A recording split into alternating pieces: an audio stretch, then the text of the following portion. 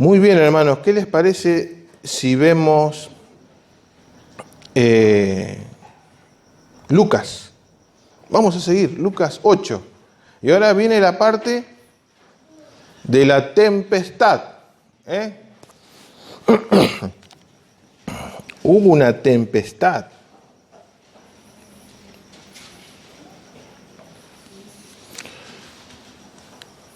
Lucas 8, 22. Es un relato bíblico precioso. Un milagro ocurre acá, algo extraordinario. Jesús calma la tempestad. Si todos lo tienen, lo empezamos a leer. Versículo 22 dice: aconteció un día que entró en una barca con sus discípulos y les dijo: pasemos al otro lado del lago, y partieron. Pero mientras navegaban, él se durmió. Fíjense acá la humanidad. El Señor Jesús, además de ser Dios, también era hombre. Y imagínense, cansado de estar enseñando, predicando, caminando. Bueno, el Señor también se fatigaba, se cansaba. Él experimentó todas nuestra vida. Y mientras ellos estaban navegando, se desencadenó una tempestad de viento en el lago y se anegaban y peligraban. O sea que aparece de la nada un viento casi huracanado, podríamos pensar. Y ese viento empezó a mover el mar y el oleaje comienza a ingresar en la barca. Se anegaban y peligraban. Y vinieron a él y le despertaron diciendo: maestro, maestro, perecemos, estamos a punto de morir. Despertando él, reprendió al viento y las olas y cesaron. Y se hizo bonanza. Y le dijo: ¿dónde está vuestra fe? Y atemorizados se maravillaban y se decían unos a otros: ¿quién es este que aún a los vientos y a las aguas manda y le obedecen? ¡Qué poder! ¡Qué momento tremendo en este episodio del Señor Jesús con sus discípulos! Una tempestad de viento. Un momento quizás aterrador para los discípulos, porque peligraban sus vidas. Momento difícil, ¿no? Creo que, no sé si todos, pero algunos de nosotros hemos estado quizás en alguna embarcación, en alguna lancha o en una canoa, Alguien quizá haya pasado esa situación y ha cruzado el río. Y sabemos que no es nuestro ámbito natural, no es tierra firme. Y realmente es un momento en el cual, por más pericia que tengamos y se desata una tormenta, y la cosa se complica, ¿no? El oleaje, el viento comenzó a hacer unas olas tremendas que empezaban a ingresar en la barca. Un relato asombroso de los evangelios y Jesús calmando una tempestad, una escena dramática. Estaban frente a un peligro inminente, sus vidas estaban a punto de perecer.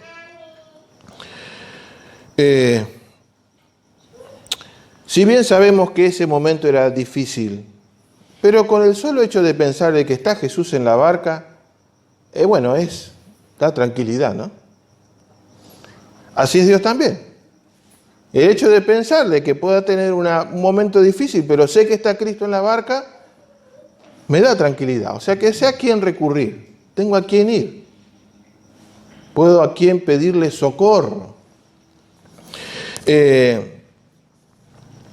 Ahora, es de destacar que este milagro en el cual Jesús les resalta su falta de fe ocurre en condiciones extremas.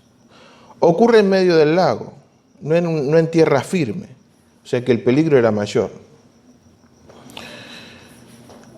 El viento y las olas son incontrolables para el hombre. El hombre no las puede, no, por más que quiera o intente, No hay forma de controlar una tormenta, un viento. Y la fragilidad de la embarcación. Un botecito de madera. Frágil. Todo parecía indicar que estaban yendo estaban en el lugar incorrecto, en el día incorrecto y a la hora incorrecta. Y más de uno que estaba ahí habrá pensado, pero ¿cómo no me quedé en tierra firme? Hoy diríamos, pero ¿cómo no me quedé en mi casa? ¿Qué tengo que estar haciendo ahí?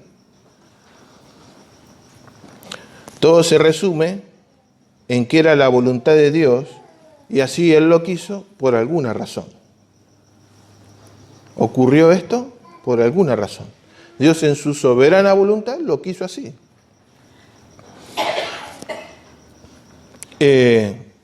Quiero más o menos para que ustedes puedan comprender. Es común que este tipo de relato nosotros utilicemos interpretaciones alegóricas, por ejemplo.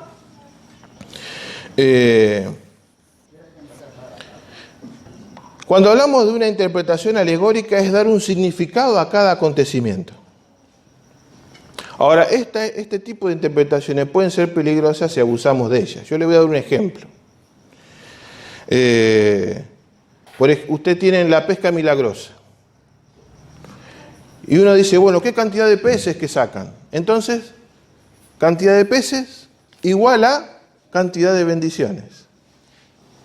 Ahora, cuando nosotros vemos esta tormenta igual a problemas. ¿Veo cómo nosotros le ponemos una interpretación, un significado a cada cosa? Eso es interpretar alegóricamente. ¿Se puede hacer? Sí se puede hacer. ¿Qué es lo que no se puede hacer? Abusar de la alegoría es darle significado a cada cosa, de cada palabra, y estar obviando el punto principal, que en este caso es la fe. La tormenta es el medio. La tormenta es el episodio que les hace ver su falta de fe, pero eso no es lo más importante de todo. Lo principal acá era que los discípulos notaran su falta de fe en medio de una situación complicada. Ahí es donde tenemos que ver este relato bíblico. Cuando nosotros estamos viendo esto de la consejería bíblica, por ejemplo, los días sábados, usted no sabe la cantidad de problemas que pasan los hermanos, la cantidad de preguntas que se hacen, la cantidad de momentos difíciles en los que pasan. A veces vemos a los hermanos que pasan por problemas económicos, vemos a los hermanos que pasan por problemas de familia, vemos a los hermanos que pasan problemas en el trabajo, los hermanos pasan problemas en la iglesia, inclusive en la iglesia hay problemas. Problemas y problemas y problemas. Podríamos decir que estos problemas son igual a tormentas. Pero estos problemas muchas veces ocurren y tienen un propósito en la vida de cada uno de nosotros. Dios tiene un propósito con las cosas que nos ocurren. Y es para que el creyente pueda aumentar su fe, para que pueda creer, para que pueda madurar, para que pueda estar mejor. Dios utiliza las pruebas y las dificultades como un método de enseñanza. Dios quiere enseñar a su iglesia. No solamente que lo hace a través de su palabra, sino también lo hace con medios prácticos. Lo lleva a problemas y a dificultades.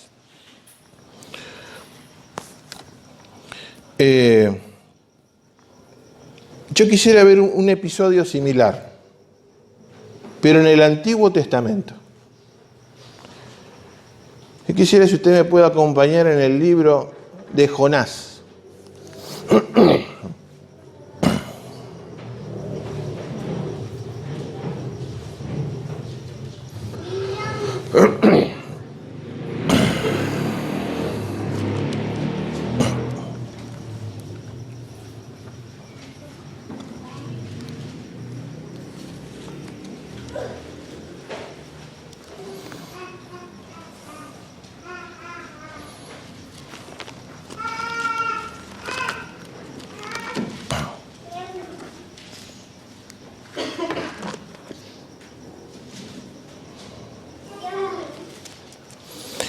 En el libro de Jonás, en el capítulo 1, ustedes van a ver que también Jonás pasa por un momento aterrador.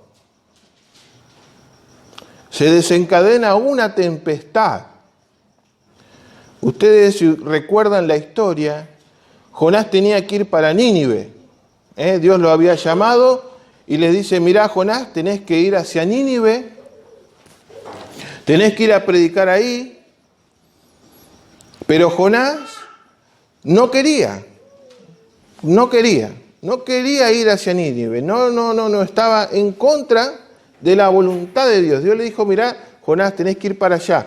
Y Jonás no quiso saber nada con obedecer la voluntad de Dios. Entonces, ¿qué hace Jonás? Toma una nave, un barco grande en este caso, y decide irse. Si había que ir para Nínive, para este lado, Jonás se va para el otro.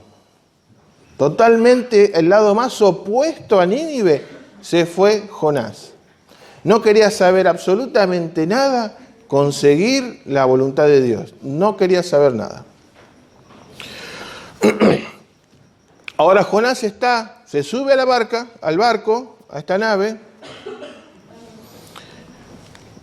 y aparece la tormenta, aparece la tempestad. Y era Dios, es Dios. Versículo 10. Jonás capítulo 1, versículo 10. Esto es lo que pasaba en la nave, en el barco. Dice: aquellos hombres temieron sobremanera y le dijeron: ¿por qué has hecho esto? Porque ellos sabían que huía de la presencia de Jehová, pues él se los había declarado. Se desata la tormenta, los tripulantes del barco decían: ¿por qué viene toda esta desgracia, esta tormenta? ¿Qué pasó? Soy yo, dice Jesús. Yo, porque yo estoy desobedeciendo a Dios. Dice Jonás. Y le dijeron: ¿qué haremos contigo para que el mar se nos aquiete? Porque el mar se iba embraveciendo más y más. Presta atención a este versículo. Y él le respondió: tomadme y echadme al mar, y el mar se os aquietará. Porque yo sé que por mi causa ha venido esta gran tempestad sobre vosotros. Yo sé que es por mi causa. Creo que usted va entendiendo, ¿no? Este problema, esta tempestad, viene por mí. Porque hay algo que yo estoy haciendo mal. Porque hay algo que yo no estoy obedeciendo a la voz de Dios. No estoy obedeciendo a la voluntad de Dios. Y esta tormenta es por mi culpa. Yo soy el responsable de esta tormenta. Yo soy el responsable de todo lo que les está pasando. Soy yo.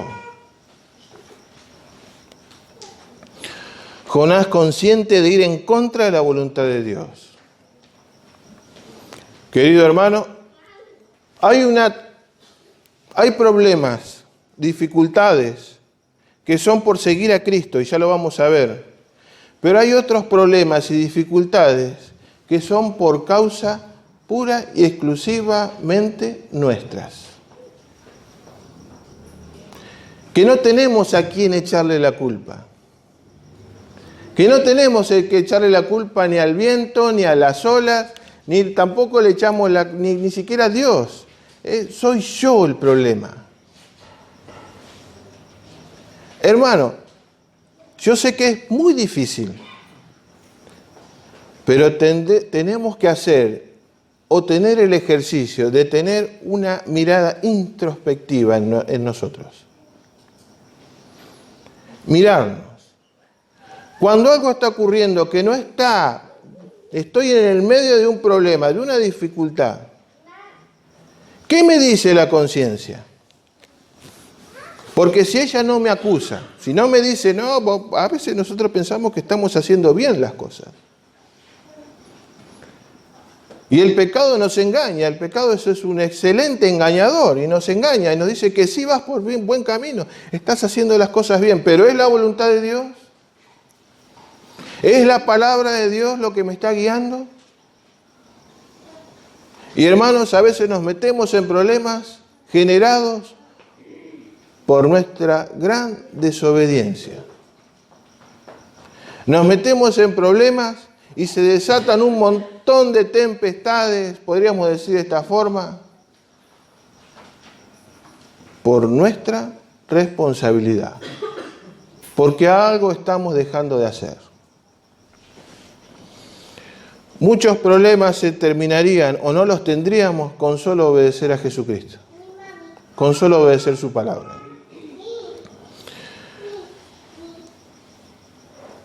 Cuando nosotros desobedecemos, vamos en contra de la voluntad de Dios. Querido hermano, tenga presente que la tormenta va a ir en aumento. Se va a acrecentar. Va de mal a peor. Jonás se había echado a dormir, dice. Jonás dijo, me voy a dormir, que se arreglen como puedan los que están ahí arriba. Se fue al medio del... Ustedes leen el relato. Jonás no le interesó.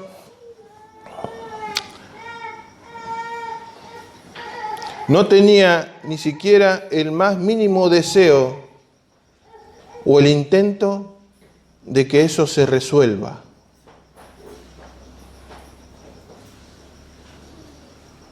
No le interesaba que eso se resolviera. Dejó que, vamos a ver, que el tiempo lo arregle. O vamos a dejar que bueno, si ya se pudre todo. Vamos a dejar que bueno, que sea lo que Dios quiere. Esa es la pregunta, esa es la forma, hermanos, de responder ante un problema. Vamos a dejar que esto se desbarranque totalmente. Vamos a dejar que, bueno, o vamos a ocultarnos. O nos vamos a esconder en el profundo de la nave. ¿De dónde huiré de la presencia de Dios?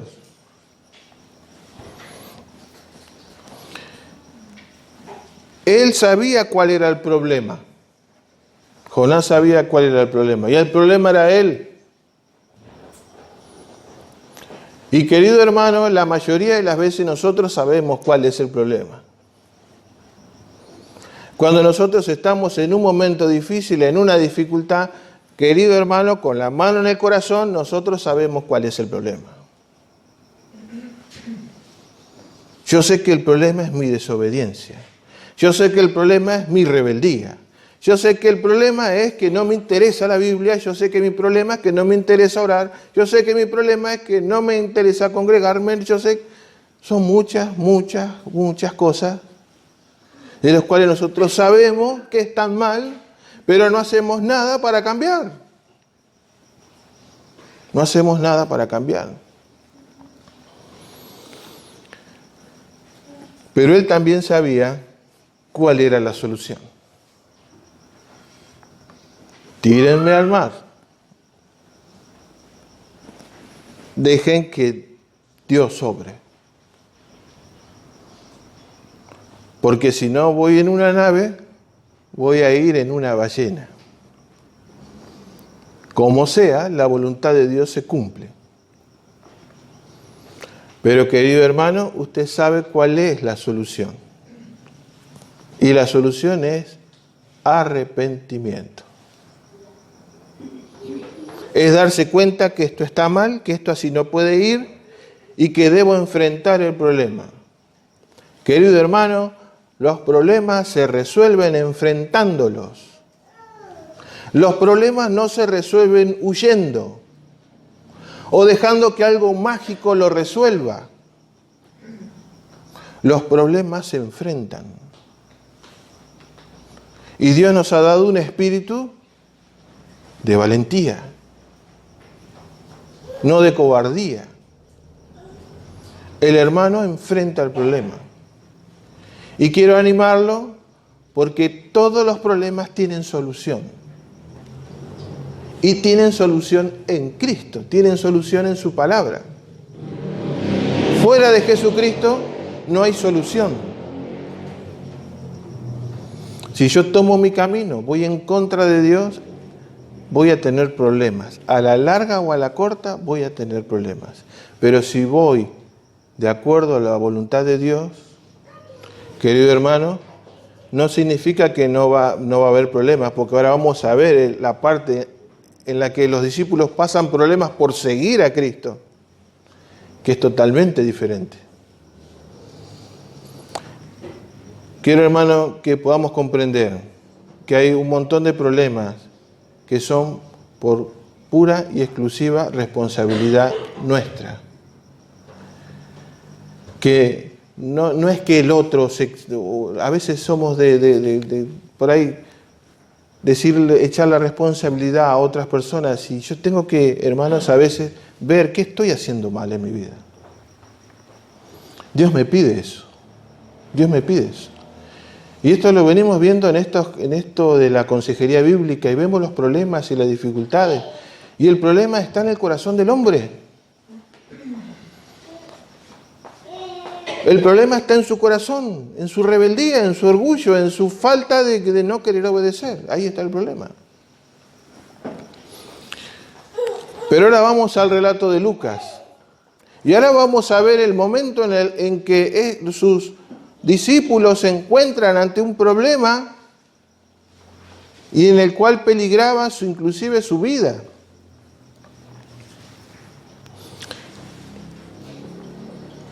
Se lo voy a volver a leer al relato de Lucas, yo se lo leo desde acá. Aconteció un día que entró en una barca con sus discípulos y les dijo: pasemos al otro lado del lago, y partieron. Si ustedes siguen el relato, el Señor les dice: vamos al otro lado. No vamos al medio del mar. Dios le está dando una seguridad acá. Vamos al otro lado. Vamos a ir al otro lado. Vamos a ir a la otra orilla. Dios le está dando de dónde van a partir y hacia dónde van a llegar. Dios le está dando seguridad. Dios no les dice: vamos que vamos hacia la tormenta, vamos que vamos hacia la... No, vamos al otro lado. Pero mientras navegaban, él se durmió y se desencadenó una tempestad de viento en el lago, y se anegaban y peligraban. Y vinieron a él y le despertaron diciendo: Maestro, maestro, que perecemos, nos vamos a morir, nos vamos a ahogar. Desesperado él reprendió el viento y a las olas, y cesaron, les hizo bonanza. El mar se aquietó. El viento, algunos escépticos dicen: no, pasa que esas tormentas son pasajeras. Y pues así como vienen, se van. Pero el oleaje no se calma en un minuto. El mar no se aquieta en un segundo. En este caso, el mar, embravecido, se aquietó en un segundo. El poder de la voz del Señor Jesús. ¿Dónde está vuestra fe? Y atemorizados se maravillaban y decían unos a otros: ¿quién es este? Estaban con él, pero era un desconocido. Pasaban horas con Cristo, caminando kilómetros y kilómetros, pero era un total desconocido. No sabían quién era él todavía.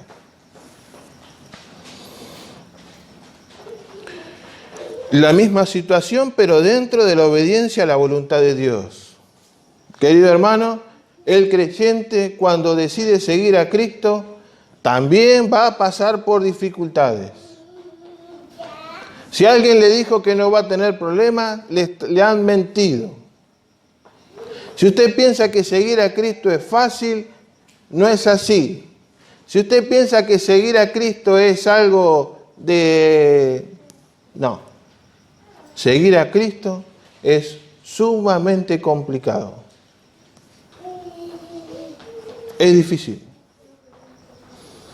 La Biblia dice que aquel que me quiera seguir, tome su cruz cada día, niéguese a sí mismo, o sea que tiene que estar dispuesto a morir, inclusive. La vida cristiana es a muerte, es hasta la muerte. Pero dentro de la voluntad de Dios, dentro de la vida que nos toca vivir, tenemos pruebas y dificultades, pero es muy diferente pasar todas estas dificultades con Cristo y en su voluntad, porque nosotros ahí tenemos tranquilidad. Hay paz en medio de la tormenta. Aquel que sigue la voluntad de Cristo va a tener problemas y dificultades, pero las va a poder sortear con Jesucristo. Los discípulos desconocían lo que iba a pasar. Nosotros no sabemos lo que nos va a ocurrir. No sabemos los planes que Dios tiene para su vida. No lo sabemos. Acá hay hermanos que tienen 5 años de creyente, otros que tengan 3, hay otros que tienen 20 años de creyente, otros que tienen 30 años de creyente. Pero en todos estos años nos ha pasado un montón de situaciones. Pero aquel creyente que quiere seguir a Jesucristo, querido hermano, todo lo que le ocurra, todo lo que le pasa, va a ser para poder fortalecer su vida. Es para que usted pueda crecer y madurar.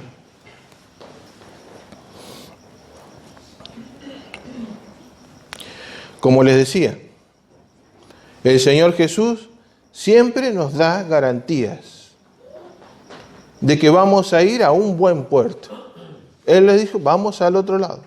Y llegaron al otro lado. Las dificultades que surgen son con el propósito de fortalecer nuestra fe. Ahora Jesús muchas veces está también de alguna forma dormido. ¿Qué queremos explicar con esto? Muchas veces lo hemos explicado. Estos hombres, marineros de experiencia, ¿quién puede decir que ni Pedro, ni que Juan, ni que Jacobo no conocían el mar? O este mar de Galilea. Lo conocían como la palma de su mano. Conocían cada ventarrón. Conocían cada oleaje. Conocían cada lugar, cada banco de arena o cada piedra, cada lugar lo conocían perfectamente. Estos eran hombres expertos en redes y en pesca. Si tuvieran que contratar para que nos cruce por el mar, ¿a quién íbamos a buscar?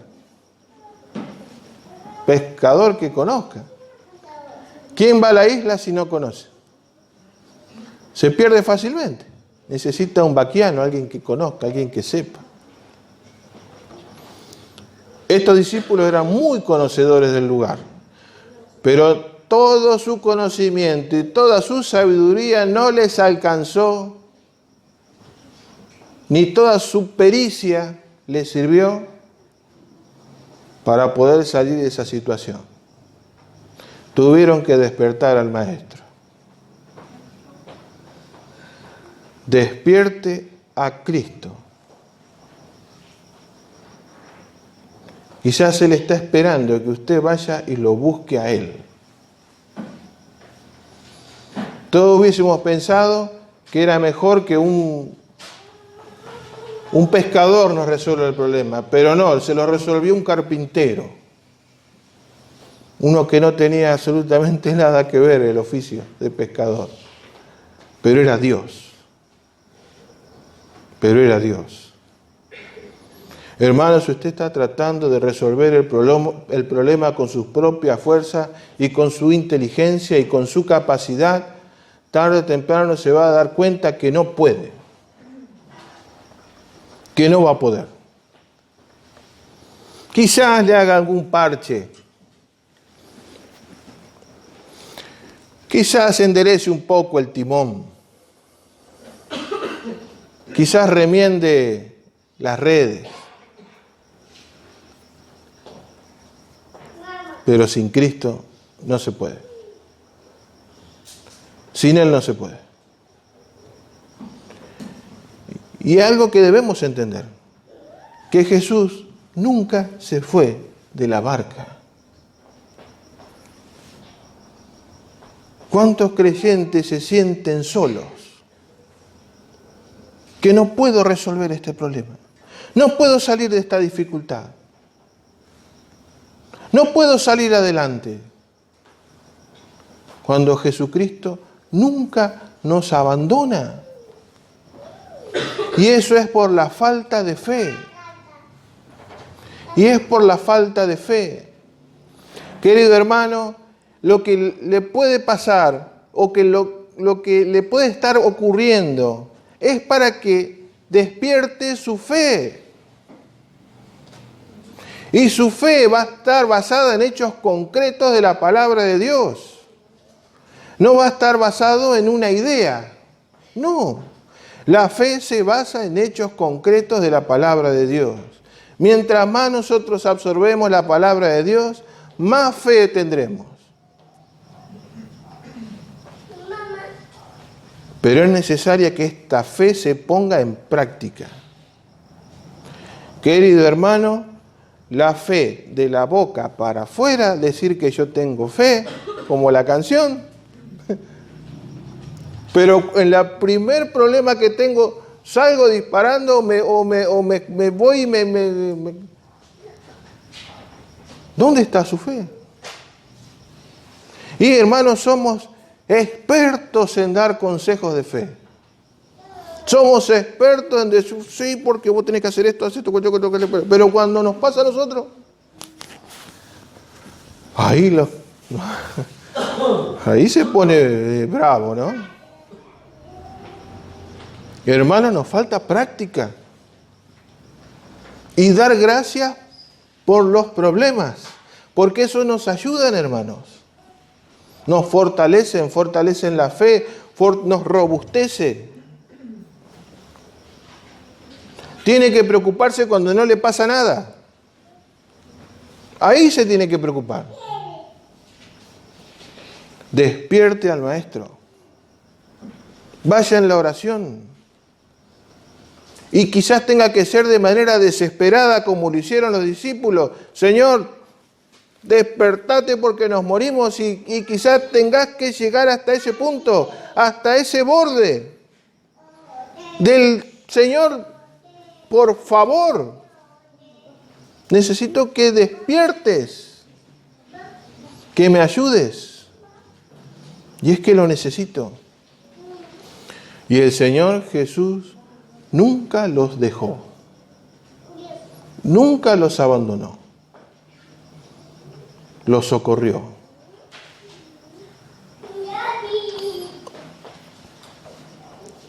El viento se calma cuando Jesús intercede, cuando confiamos que Él nos va a llevar al puerto seguro. La misión era con un propósito, no con una meta solamente. Los creyentes dicen a veces, converso con los hermanos y me dicen, yo tengo esta meta en mi vida, me encantaría ser médico, bárbaro, espectacular. Me encantaría tener una familia, esa es mi meta.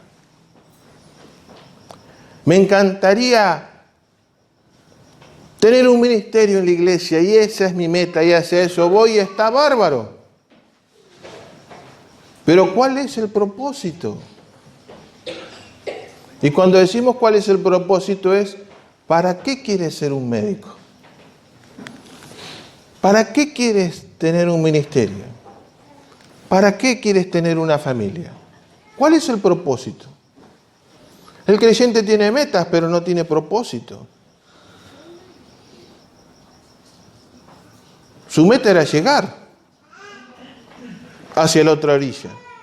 Pero ahí había un propósito. Cuando llegaron a la tierra de los Gadarenos, fue por una razón. Tiene metas, son bárbaros. Hermano, usted tiene un propósito en la vida como creyente. ¿Tengo un propósito? ¿Para qué? ¿Para qué estoy? ¿Para qué estoy acá? ¿Para qué Dios me salvó? ¿Cuál es el propósito? ¿Qué tiene Dios en mente?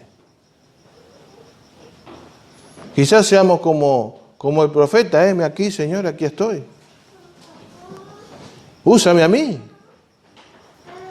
Y Dios le reveló su plan. Y Dios le revela su plan a su iglesia. Dios le revela su plan a usted, le revela su plan, me lo revela a mí. Dios quiere, sabe, yo quiero hacer esto con tu vida. Te he dado dones, capacidades, en algún momento lo veremos. Pero Dios le ha dado un montón de herramientas para que usted tenga un propósito como creyente. Y que no solamente esté pensando en llegar, en cumplir. No. Piensen que Dios tiene un propósito para usted, para su vida. ¿Y ustedes, pero para mí? Si usted se pusiera a pensar, yo soy una simple insignificancia en todo este universo, en este planeta. Dios se va a pensar acá en mí. Si Jesús nació ¿de dónde? Belén, Efrata. Insignificante. El lugar más insignificante. Un Galileo. Un don nadie para el mundo. Pero él tenía un propósito. Y Dios tiene un propósito para usted. Dios tiene un propósito a pesar de que usted piense de que no voy a poder, o que usted piense que por mi edad, o si usted piensa por mi juventud, si usted piensa por lo que sea. Dios tiene un propósito para su vida.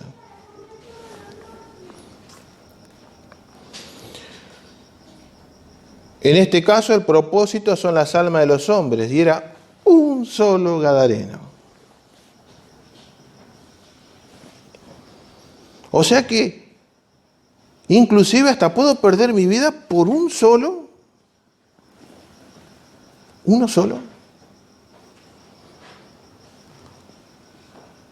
Muchos ven que la vida cristiana no vale la pena. ¿Por un solo hombre? ¿Por un gadareno? ¿Por un loco endemoniado? Muchos desisten. No vale la pena seguir a Cristo.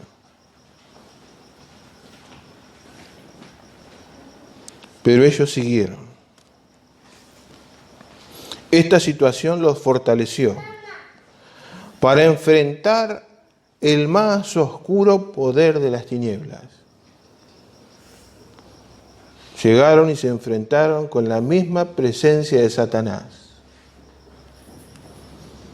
Y querido hermano, nuestras luchas no son ni contra sangre ni carne, sino que es Satanás que siempre está tratando de hacer lo posible para que usted fracase, para que usted no tenga un propósito, para que usted no tenga una meta, para que usted no sirva para nada, para ahuyentarle su fe y decirle que usted es un insignificante que no sirve para nada. Necesitaban de fe para poder enfrentar al enemigo número uno que tienen los hijos de Dios, que es a Satanás. Necesitaban de fe para creer que Él tiene poder, que las cosas pueden cambiar, que hay seguridad. Necesitan de fe, necesitan de problemas, necesitan de dificultades. De gloria a Dios si está pasando por problemas que son a causa de seguir a Jesucristo. Pero tome otro rumbo si está teniendo problemas por desobedecer a Jesucristo.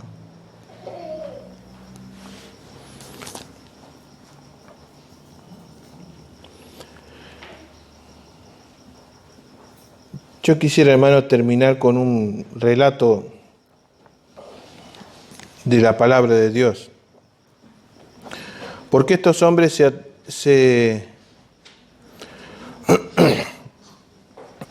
les pasó algo al final, que cuando vieron ese milagro, ellos se aterrorizaron.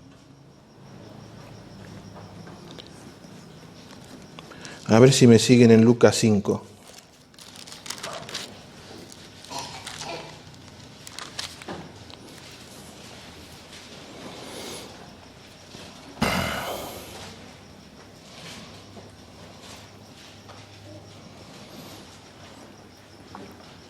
La pesca milagrosa.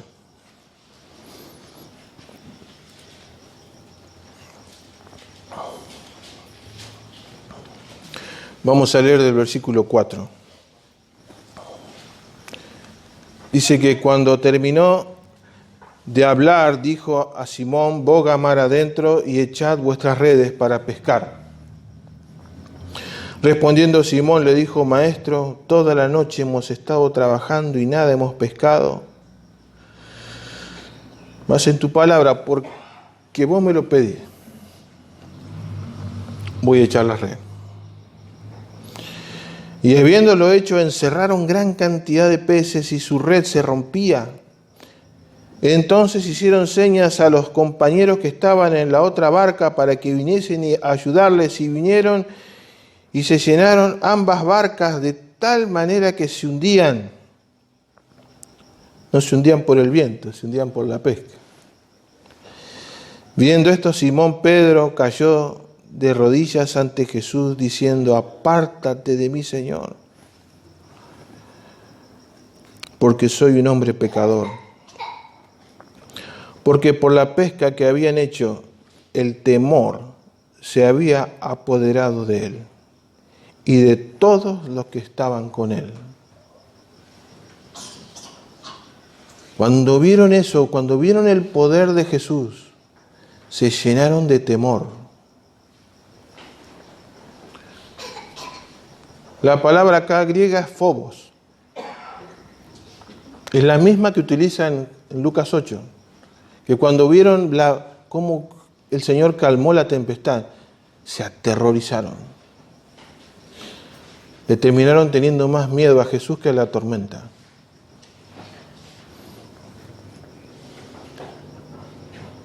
Y ahí reaccionaron. Ahí reaccionaron. Querido hermano, si Jesús obra en su vida, lo que va a pasar es que usted va a decir: Señor, apártate de mí porque soy un pecador. Yo no lo puedo creer lo que tú haces conmigo. Yo no merezco de tu gracia, de tu amor, de tu perdón, de tus cuidados.